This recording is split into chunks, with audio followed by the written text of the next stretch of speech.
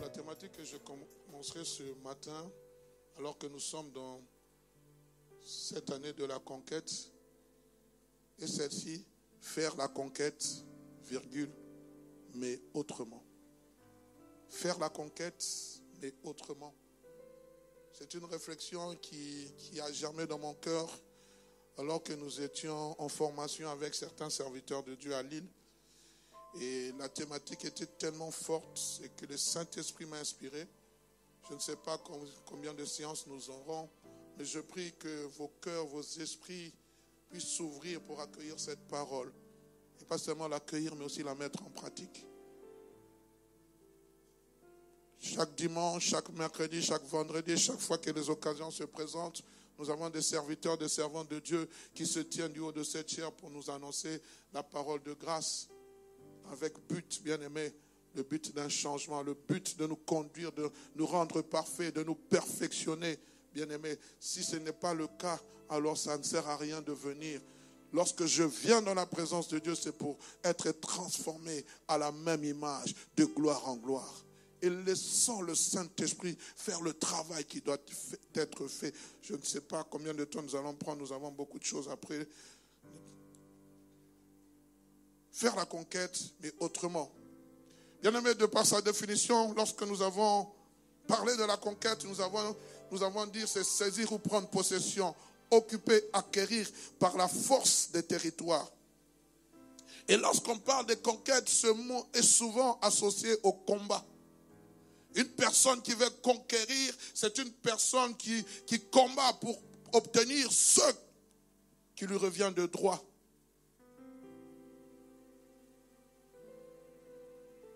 Et c'est cette idée qui ressort souvent dans nos esprits quand on parle de conquête. Notre thématique, nous la trouvons dans Nombres chapitre 13, verset 30. La Bible dit, Caleb fit taire le peuple qui murmurait contre Moïse. Il dit, montons, emparons-nous de ce pays, car nous y serons vainqueurs. Montons, emparons-nous de pays, car nous y serons vainqueurs. Waouh! Avec la force que Dieu nous donne, comme il avait dit à Gédéon, va avec la force que je te donne, tu peux conquérir le territoire. Et Caleb et Josué étaient animés de cet esprit de conquête, de cet esprit de victoire, de cet esprit où ils voulaient conquérir parce qu'il y avait une promesse qui était là. Et c'est cette même pensée qui a animé Israël pendant 40 ans. Alors qu'il était en train d'errer dans le désert, il savait qu'il y avait un pays à conquérir. Il savait qu'il y avait quelque chose à faire. Et nous connaissons la suite. Pendant 40 ans, ils vont errer pendant 40 ans. Pourquoi? Parce qu'Israël ne voulait pas, avait suivi le conseil de 10 espions. Ils se sont détournés. Dieu a dit, je ferai passer cette génération. Alors une autre génération va se lever. Et parmi ceux de cette génération, malheureusement, Moïse aussi ne va pas entrer parce qu'au lieu de parler au rocher, il a frappé 2 fois le rocher. Et Dieu lui a dit, puisque tu m'as déshonoré, tu n'entreras pas dans le territoire promis. Et voilà, 40 ans après, Israël arrive aux portes du pays de Canaan. Un événement malheureux s'est produit. Moïse est mort, tout Israël est abattu. Leur leader, leur chef n'est plus. Bien que Dieu avait déjà prévu un successeur à l'instar de Josué. La question qui se posait dans le cœur de plusieurs, ainsi peut-être que de Josué lui-même, est-ce que Josué sera à la hauteur du défi qui l'attend? Est-ce qu'il pourra nous faire entrer en possession du territoire promis? Moïse n'a pas pu. Est-ce que Josué pourra? Nous sommes aux portes. Ils étaient abattus. Certes, Moïse était mort, mais ils étaient aussi doublement abattus parce qu'il y avait des questions qui se posaient dans leur cœur. Et ce que j'aime, c'est dans cette optique-là que Dieu va intervenir pour donner des instructions à Josué et le fortifier. Nous sommes dans Josué chapitre 1er, le verset 1 à 9.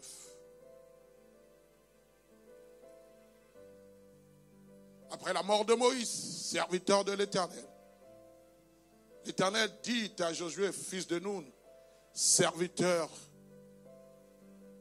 s'il vous plaît, serviteur de Moïse. Moïse, mon serviteur, est mort. Maintenant, lève-toi, passe ce Jourdain. Et toi et tout ce peuple, pour entrer dans le pays que je vous donne, que je donne aux enfants d'Israël. Tout lieu que foulera la plante de votre pied, je vous le donne, comme je l'ai dit à Moïse.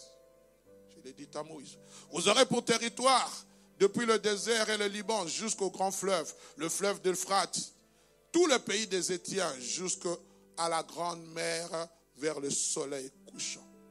Nul ne tiendra devant toi tant que tu vivras. Je serai avec toi comme j'étais avec Moïse. Je ne te délaisserai point, je ne t'abandonnerai point. Voilà ce que Josué voulait entendre. Fortifie-toi et prends courage, car c'est toi qui mettras ce peuple en possession du pays que je leur ai juré, que j'ai juré à leur père de leur donner.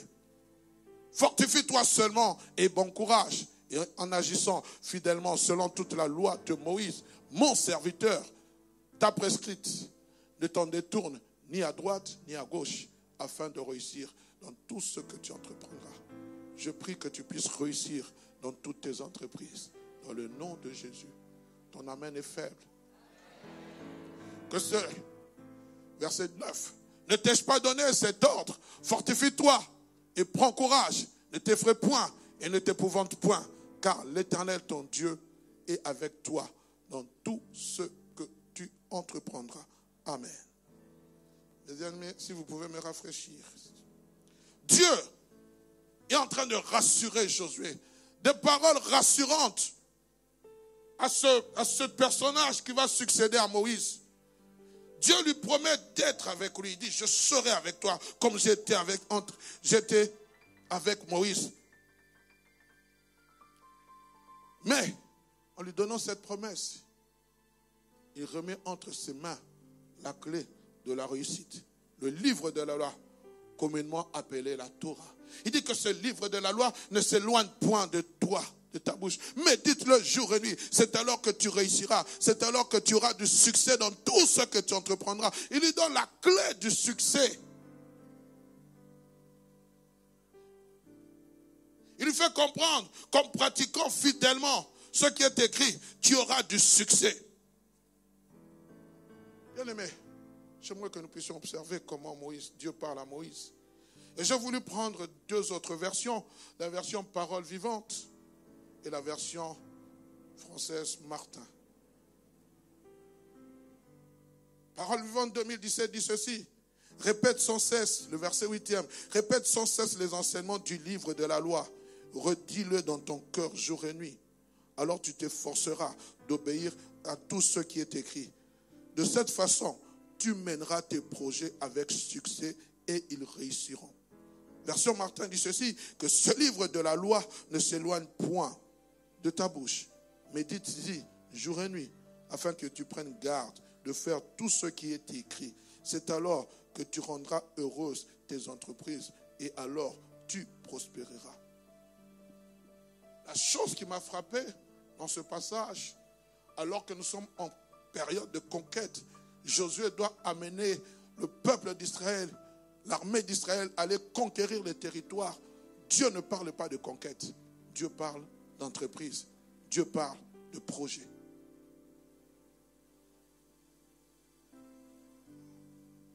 Dieu ne parle pas, il n'utilise pas le mot. Il dit, c'est alors que tu réussiras dans toutes tes entreprises, dans ce que tu vas entreprendre, dans tes projets.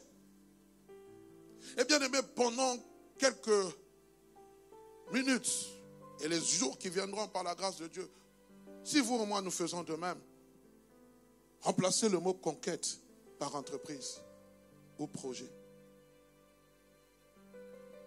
Nous allons essayer de décortiquer ces deux mots, bien-aimés, pour que vous et moi, nous puissions comprendre ce que Dieu attend de nous. Parce que souvent, quand on parle de conquête, on voit le combat. On laisse ça seulement à l'équipe d'évangélisation. On dit que c'est l'équipe d'évangélisation qui doit les conquérir. C'est seulement ceux qui sont zélés, les ouvriers de Dieu. Non, non, non, bien-aimés, la conquête concerne tout le monde. Alors c'est pour cela que nous voulons arrondir les angles, parler des projets et des entreprises. Parce que je crois que tous ici, nous avons des projets. Tous ici, nous avons des entreprises. Le mariage, c'est un projet. Avoir des enfants, c'est un projet. Trouver du travail, c'est un projet. S'épanouir dans la vie, c'est un projet. Mais dans quel but? La Bible dit que tous ceux qui respirent glorifient l'Éternel.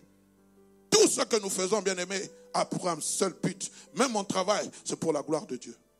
Tout ce que je fais dans ce monde, c'est pour donner gloire à Dieu. Même mon mariage, même mes enfants, c'est pour donner gloire à Dieu. Quand tu connais ces choses, tu les saisis, tu es le plus heureux. Tu es la plus heureuse. Entreprendre veut dire commencer à exécuter une action, en général longue et complexe. Dieu dit à Josué, dans tout ce que tu vas entreprendre, donc le projet que tu as, ce n'est pas un projet d'une petite durée. C'est un projet d'une longue haleine, longue et compliquée. Comme j'aime souvent dire compliqué. Dieu est en train déjà de lui dire, Josué, tu auras des difficultés, mais je te dis, je suis avec toi. Il y a un adage qui dit, le monde ne nous fait jamais de cadeaux. Et dans ce monde, nous voyons des gens réussir, avec ou sans Dieu. Nous voyons des gens entreprendre avec ou sans Dieu réussir. Ils n'ont pas 3 jambes, ils n'ont pas 2 têtes. Ils ont la même tête que toi. Peut-être, il est même la cervelle est plus petite que la tienne. Mais ils réussissent. On est ensemble. Une entreprise, bien-aimée, c'est l'action d'entreprendre quelque chose, de commencer une action, une affaire, une œuvre, une opération. Je commence dans mon entreprise. Je suis en train d'aller. Et l'entreprise de Josué, c'était de prendre les terres qui lui appartenaient, dont Dieu avait fait la promesse. Et un projet, c'est le but que l'on se propose d'atteindre. Et dans ce mot projet, nous avons l'intention, les synonymes, intention, plan, programme.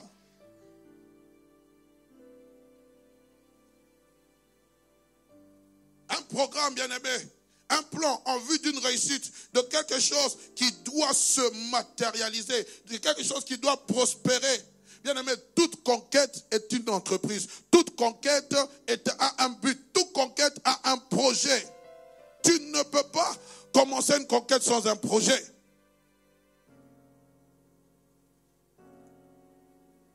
Un consultant en gestion d'entreprise du nom de Peter Drucker a dit ceci: derrière chaque entreprise florissante ou prospère se cache une personne ayant pris une décision courageuse.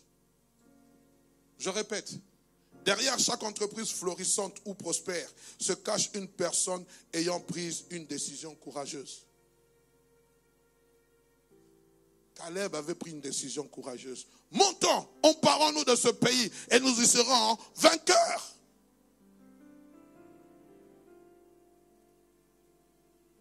Bien-aimé, je crois fermement dans mon cœur que Dieu a donné à tout le monde le potentiel de réussite.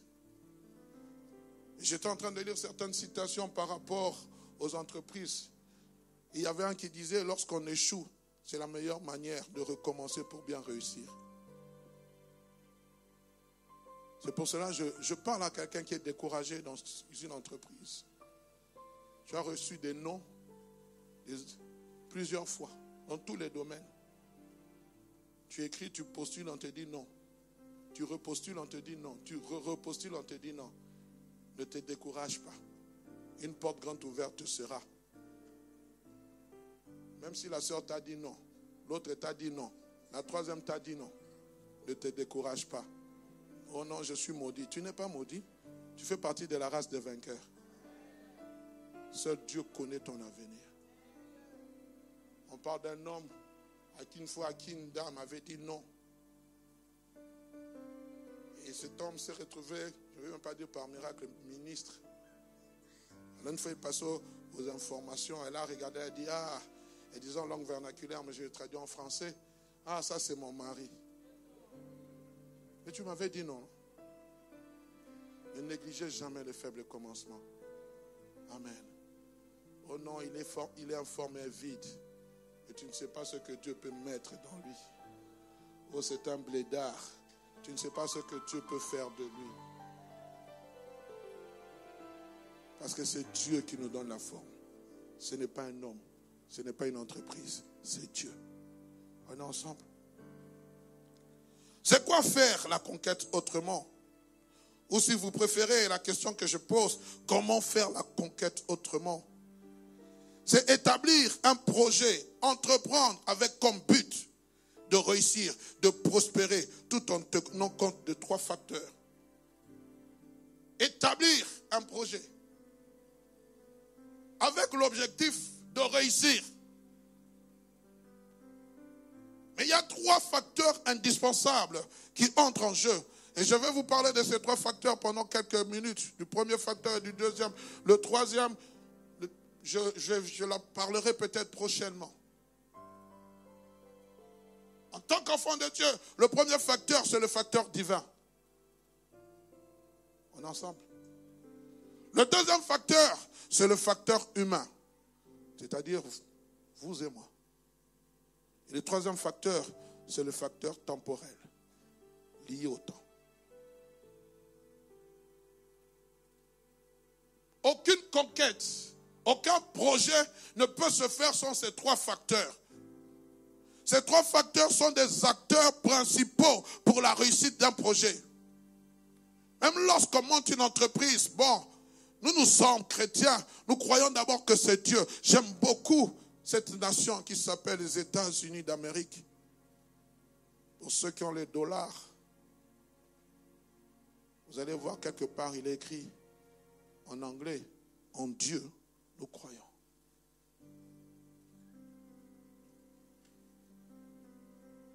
Lorsque le président veut prêter serment, il est en train de mettre sa main sur la Bible. Alors pour nous qui sommes enfants de Dieu, à combien plus forte raison ne devons-nous pas d'abord commencer une conquête en mettant de l'avant le premier facteur qui est le facteur divin. Dieu en toutes choses. Psaume 127, verset 1er, un passage que nous connaissons tous. Cantique de degrés de Salomon. Si l'Éternel ne bâtit la maison, celui qui l'a bâtie travaille en vain. Si l'Éternel ne veille sur la ville, celui qui veille, celui qui la garde, veille en vain. Dieu, bien-aimé, dans l'avant-plan. J'ai un projet, quelle que soit la conquête. D'abord, Dieu, je dois me rassurer que Dieu est dans cette affaire. Je dois me rassurer que Dieu est l'initiateur de ce projet. Je dois me rassurer que Dieu est l'acteur principal de ce projet. Je dois me rassurer, bien-aimé, que Dieu est l'auteur, le concepteur, le protecteur de cette entreprise. Et c'est ce dont Josué avait besoin. Oui, tu as été avec Moïse. Oui, tu as conduit Moïse. Tu as manifesté ta gloire en démontrant par cette colonne de feu et cette colonne de nuée. Ta gloire était présente. Tu as parlé à Moïse comme tu parlais à un ami. Mais moi, je suis Josué.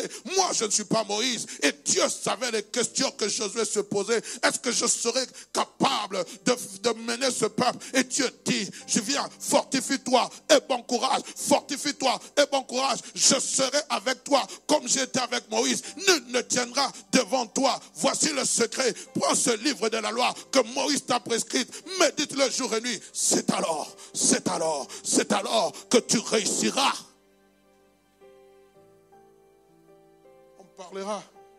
On en parlera plus tard, bien-aimé, de la réaction de Josué lorsqu'il a fini. La Bible dit qu'il s'adressa directement au chef de camp. J'en parlerai peut-être les semaines qui viennent. Bien-aimé, Josué récupère une entreprise qui n'était pas florissante. Je suis désolé de vous le dire. Moïse n'avait pas réussi dans le projet que Dieu lui avait dit. Parce que le projet que Dieu avait dit à Moïse, c'est de prendre Israël et de le conduire dans la terre promise. Moïse est arrivé à la porte. Il a même voulu voir le pays de loi. Il a demandé cette faveur. Dieu lui a dit, c'en est assez. Tu arrêtes ça. Tu n'entreras pas. J'ai décidé. Il a salué la promesse de loi. Il a salué la promesse de loi. Je parlerai quand je parlerai, bien-aimé, du deuxième facteur humain. On est ensemble?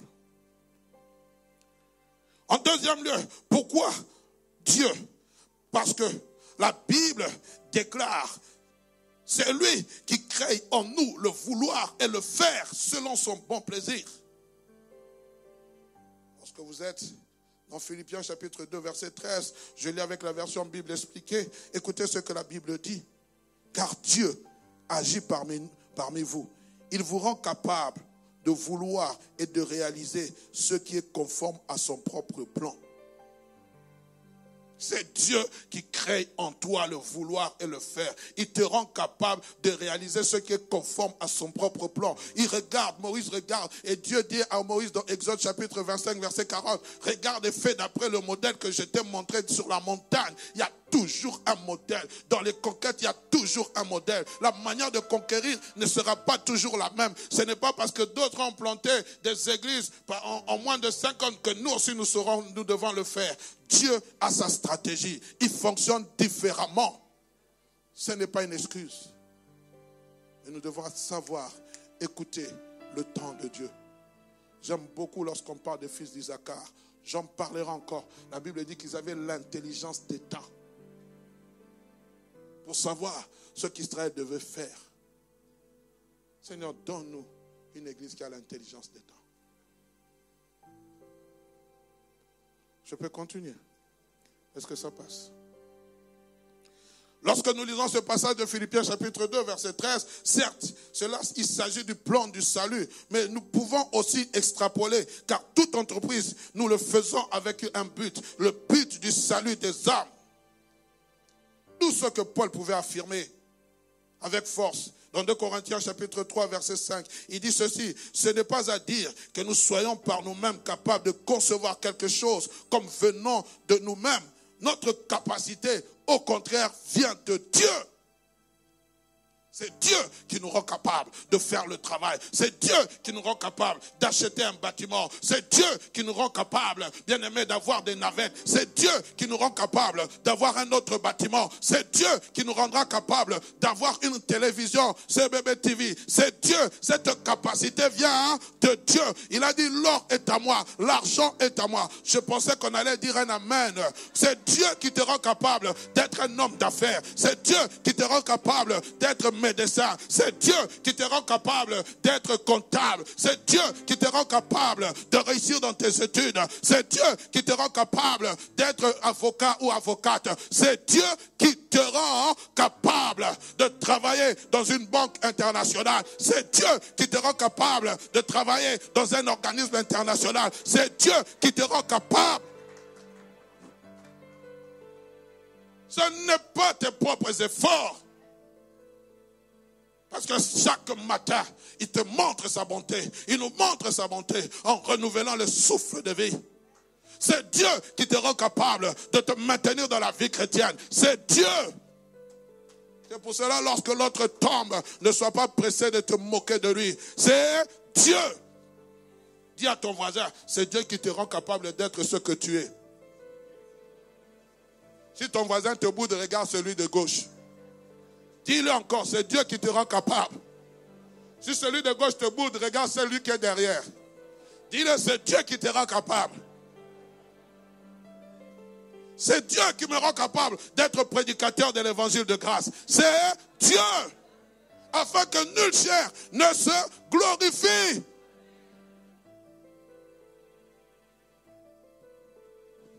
On est ensemble. Quand vous comprenez ces choses, quand nous comprenons ces choses, chaque matin lorsque nous nous réveillons, nous fléchissons les genoux devant celui à qui appartient le souffle de vie, le maître des temps et des circonstances. Oui, tu peux l'acclamer. Oui, tu peux l'acclamer. Tu peux pousser des cris de joie parce que c'est lui qui te rend capable. La Bible dit, produit en nous le mouvement et l'être. Deuxième des choses. Je parlerai du facteur humain. Mon frère, vous pouvez changer de mélodie? Ça, on dirait que c'est un film. Et mon âme te loue. Le facteur humain. L'homme. L'homme qui est au centre de l'intérêt. L'homme qui est au centre de l'intérêt de Dieu. L'homme est au centre. Quand je parle de l'homme, je ne vois pas seulement le sexe homme. Je vois l'homme et la femme.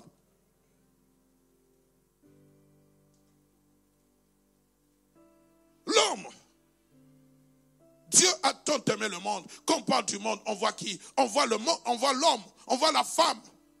Qu'il a donné son fils. J'aimerais vous dire, bien-aimés, vous êtes la jalousie de Dieu. Vous êtes fait, la Bible dit, celui qui touche à mon oint, touche à la prunelle de mon œil. Vous faites partie des choses que Dieu convoite. S'il convoite, bien sûr. L'homme, il a une part importante dans le travail qu'il doit entreprendre. L'homme est le capital. Non seulement il est le capital, mais il a aussi le capital. Je dis l'homme est le capital, mais il a aussi le capital.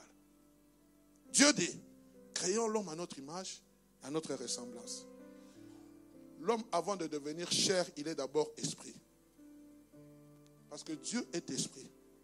Dieu ne peut pas dire créons l'homme à notre image. Non, sinon nous représentons Dieu ayant une tête, 2 yeux, un nez. Non, il est esprit. Un esprit n'a pas de corps. Un esprit est immatériel. C'est-à-dire que quand Dieu pensait créer l'homme, il a d'abord créé esprit. Après, il a pris cet esprit, il a dessiné la forme d'un corps et il a soufflé dans ce corps. Il a placé l'esprit de l'homme dans le corps. Et la Bible dit l'homme devient une âme vivante. On est ensemble? Mais étudions la Bible, bien-aimés. Le temps me manquerait de lire ce passage de Genèse chapitre 2. Où lorsque Dieu a créé l'homme, la Bible dit, il va lui responsabiliser. Il va faire venir les animaux, chaque animal, pour voir comment il va les nommer. C'est-à-dire, bien-aimés, réglez-moi ces problèmes, s'il vous plaît.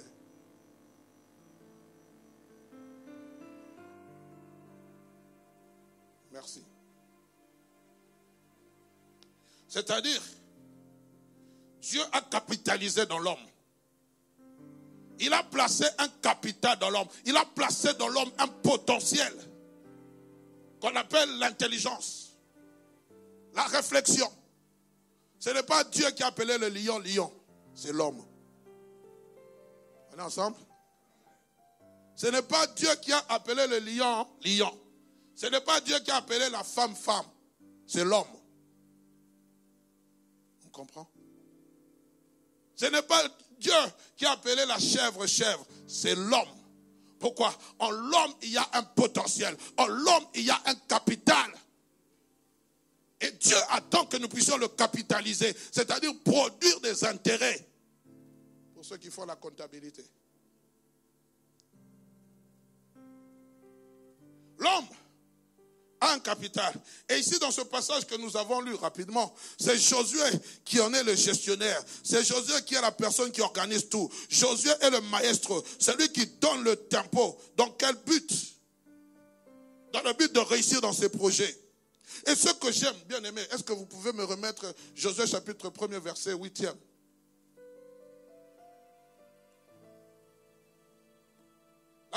que ce livre de la loi ne s'éloigne point de ta bouche. Médite-le jour et nuit pour agir fidèlement selon tout ce qui est écrit. C'est alors, est-ce que Dieu a dit que nous réussirons? Que tu? Il n'a même pas dit c'est alors que moi, Dieu, je réussirai. Il dit c'est alors que tu réussiras, que tu auras du succès dans tes entreprises. C'est alors que tu réussiras. Waouh! Quand je suis tombé sur ce passage, ça m'a fait réfléchir. On a l'impression que Dieu se désengage. Non, ce n'est pas que Dieu se désengage. Dieu est en train de responsabiliser l'homme. Il dit, moi je sais que Josué, tu vas réussir. Moi, Dieu, je crois en toi, Josué. Et j'aimerais dire à quelqu'un qui est assis à côté là, Dieu sait que tu vas réussir. Dans cette entreprise qui s'appelle la vie, Dieu a mis en toi le potentiel de réussite. Il n'a pas mis en toi l'échec. Tu dois refuser l'échec. Oh non, moi, nous sommes toujours comme ça. Nous venons voir seulement les gens réussir. Sans effet, cette parole ne s'attache pas à moi, ne s'attache pas à mes enfants, ne s'attache pas à ma famille. Le potentiel que Dieu a placé en moi, qu'il soit minime, qu'il soit grand, c'est pour réussir. C'est pour cela dans ce pays, le centre évangélique La Borne Bruxelles est appelé à réussir. Tu es appelé à réussir. Dès que tu as mis les pieds en ce lieu, j'aimerais te dire, les choses négatives restent à l'extérieur. Ici, nous venons investir pour que tu sois une réussite. Tu es un projet de Dieu. Tu es une conquête de Dieu. Tu es un programme de Dieu. Tu es une entreprise florissante de Dieu.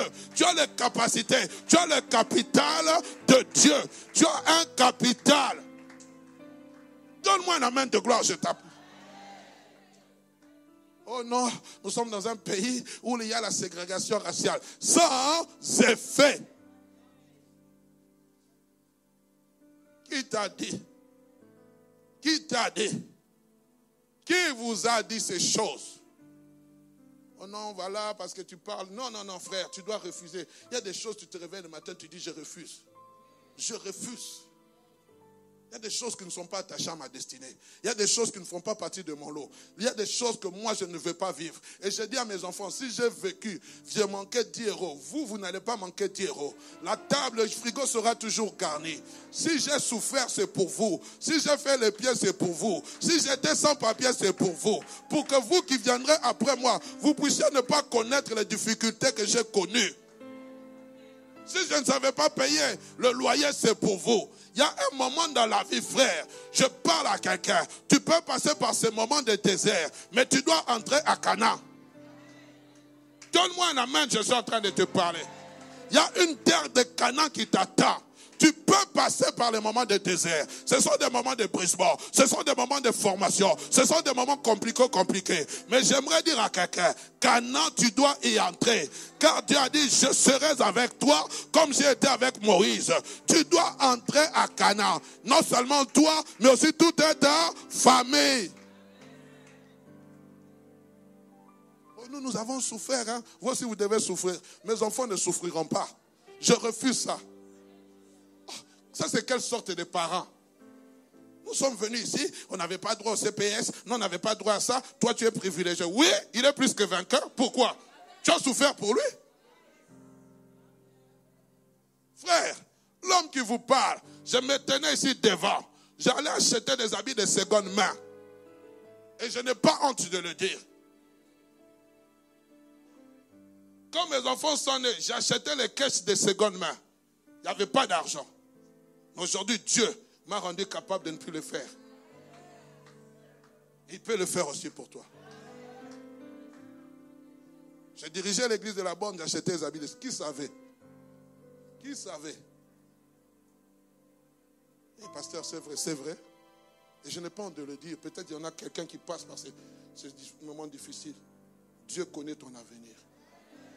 Il connaît ce que tu vaux. C'est pour cela, frère, accrochons-nous à ce que Dieu dit. Les hommes peuvent se moquer de vous. Mais lorsque Dieu n'a pas dit son dernier mot, continue, fonce, avance, marche avec lui. Tu peux partir, tu n'as pas l'argent des transports, ne frotte pas le métro. Vas-y, marchant, chantonnant. L'Éternel est bon. Il me tient la main. Lorsque je ne sais pas comment dire, je me mets à chanter. Vous ne connaissez pas les moments par lesquels j'ai pleuré dans ce pays. Récemment, le pasteur rigole, le pasteur est en train de jouir. Il ne jouit pas, c'est Dieu. Les amis, à un moment donné, frère, Dieu va te transporter vers d'autres montagnes. On est ensemble. C'est dans le but que Dieu est en train de responsabiliser Josué. Il dit, tu réussiras dans ce que tu entreprendras. Et je prophétise sur quelqu'un. Tu réussiras dans tout ce que tu entreprendras. Je proclame la réussite dans tes entreprises dans le nom de Jésus. Quelle que soit la forme d'entreprise, ne néglige pas les faibles commencements. Tu vas réussir. Les amis, je vous ai demandé de, s'il vous plaît, mettez-moi le maximum.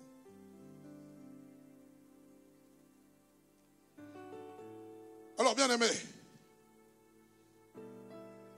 j'aimerais dire une chose importante. Il y a deux choses qui sont importantes dans ce que nous appelons le facteur humain. J'en ai cité un. Deux choses importantes. La première des choses, c'est ce que j'appellerai, il faut avoir une main-d'œuvre qualifiée. C'est quoi une main-d'œuvre qualifiée? Une main-d'œuvre qualifiée, c'est une personne qui exerce un travail à caractère intellectuel ou technique et qui est exigeant des connaissances approfondies dans un domaine particulier de sa discipline. J'aimerais m'expliquer.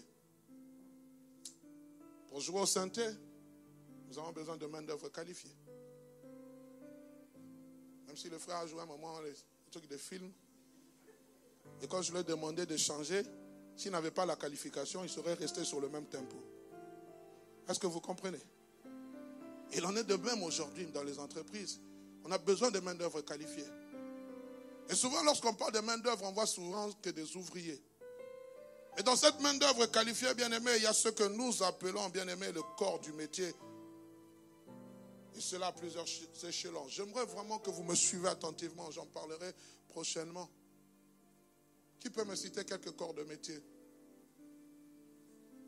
Pardon? La médecine? Ah, soyez libres, non?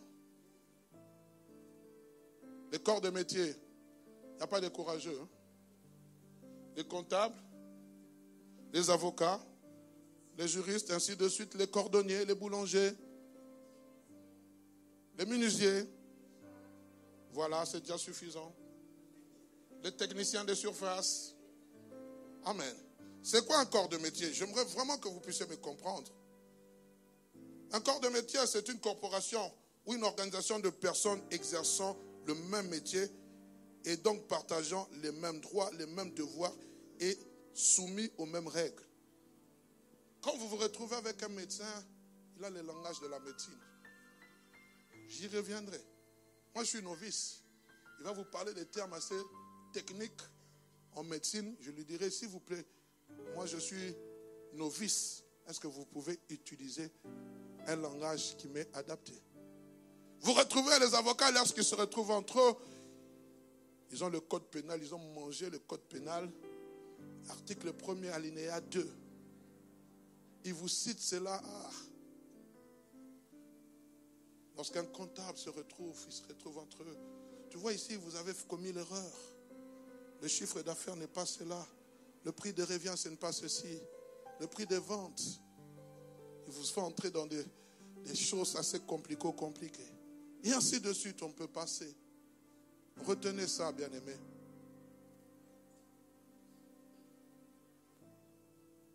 Christ aussi avait besoin de main-d'œuvre pour pouvoir monter son entreprise. Lorsque vous êtes dans Matthieu, chapitre 9, versets 37 à 38, il dit ceci. Alors il dit à ses disciples, la moisson est grande ou l'entreprise est grande, mais il y a peu d'ouvriers. Priez donc le maître de la moisson d'envoyer des ouvriers dans sa moisson. Amen. Et lorsqu'il n'y a pas de main-d'œuvre qualifiée, il y a ce que nous appelons formation.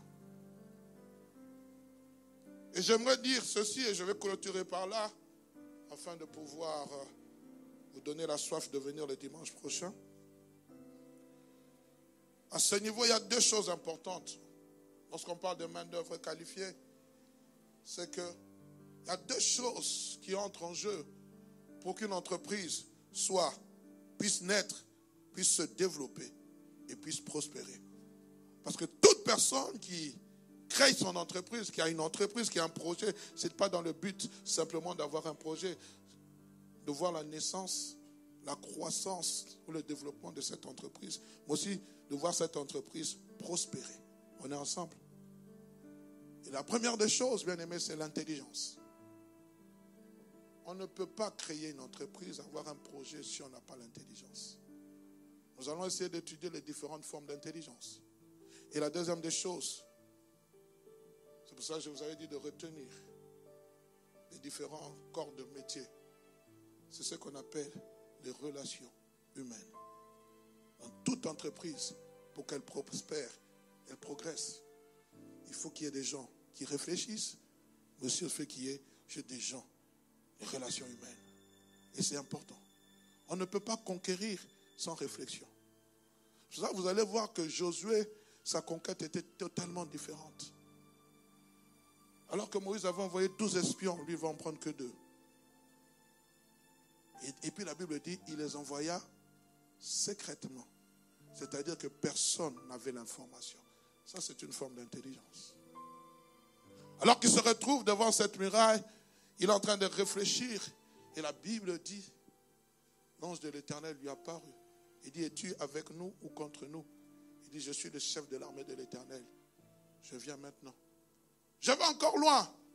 Un homme qui a réussi dans ses projets, Néhémie, alors qu'il a le fardeau pour reconstruire la muraille qui est détruite, alors qu'il arrive à Jérusalem, il dit, j'étais en train de considérer les murailles et en train de réfléchir. Et le dimanche prochain, par la grâce de Dieu, vous et moi, nous allons réfléchir. Que mon Dieu soit avec vous. Qu'il vous bénisse abondamment.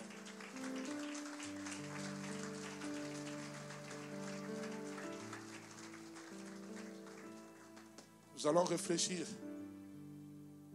pour vous-même, pour votre futur, aussi pour le futur de l'Église. J'aimerais qu'on se tienne debout. On va simplement dire, Seigneur, nous acceptons cette parole avec joie. Nous acceptons cette parole. Pose tes 2 mains sur le cœur. Et tu vas parler. Tu vas te parler à toi-même. Tu dis, Seigneur, amène-moi à une réflexion poussée. Je veux voir ma vie changer.